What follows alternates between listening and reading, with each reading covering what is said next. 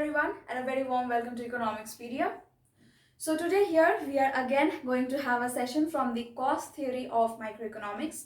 As you can see written on the board, a topic that is relationship between the average variable cost, which I have written in a short form AVC, and the average product curve, which is been written here as AP. Now, this portion of the cost theory is very much important, especially for the competitive exams.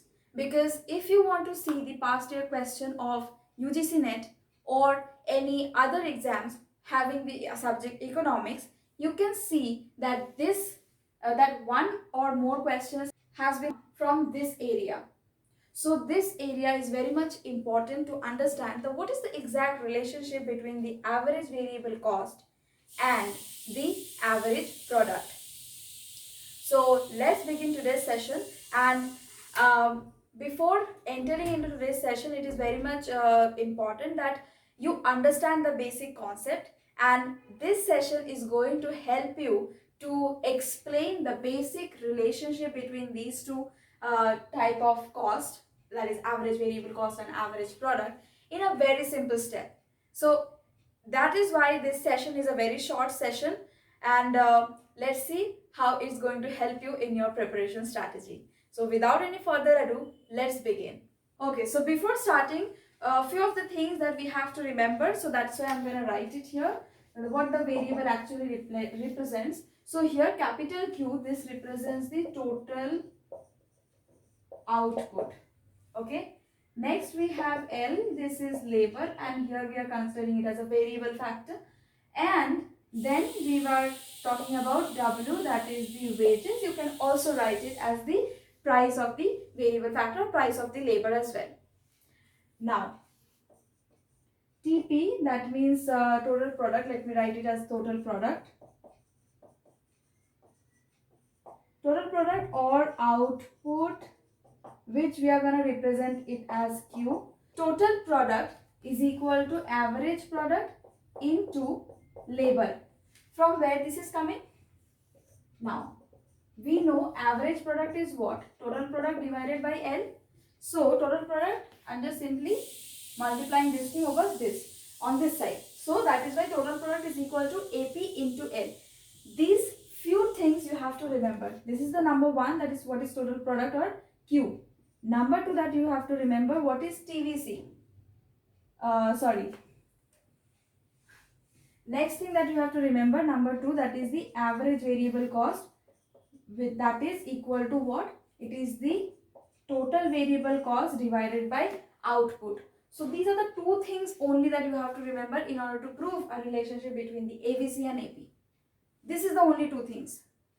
Now, total product is this thing and average variable cost is this thing, that is TVC by Q. Now tell me, what is TVC? Total variable cost. What is that? Is equal to wage into L. Okay, so this is the third thing that you have to remember. So this first one is total product, next one is AVC, next is TVC. Now all you have to do is to substitute each of them in this equation number 2 and you will simply get the relation. Let me show you how. Okay, so these three things you have to remember. Let me mark it. Have to remember. Okay, now from 2 AVC, what is this? TVC divided by Q. Now what is TVC? From equation 3 you can write, right? That is equal to W into L. And what is Q? Q is nothing but AP into L from equation 1. So AP into L.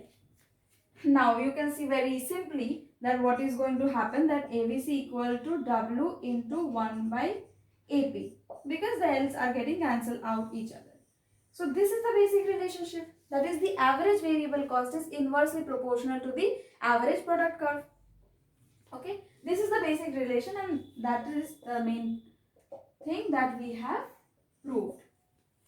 So we can say from this relation, from this box equation, that the two things are inversely proportional. That means if AP is rising initially, then what will happen to AVC? It will fall initially. Then After reaching a maximum AP, after reaching a maximum, it falls. So that means AVC, what will happen? AVC was starting in the initial phase, it was decreasing. So after reaching a minimum, AVC started rising. So what is happening is that AVC completely inversely traces the path of AP curve. If AP is increasing, AVC is decreasing. If AP is increasing, the reverse is happening to the AVC. And that is why the minimum point of AVC is equal to the maximum point of AP. Okay, so this is the basic relationship between the average variable cost and average product curve.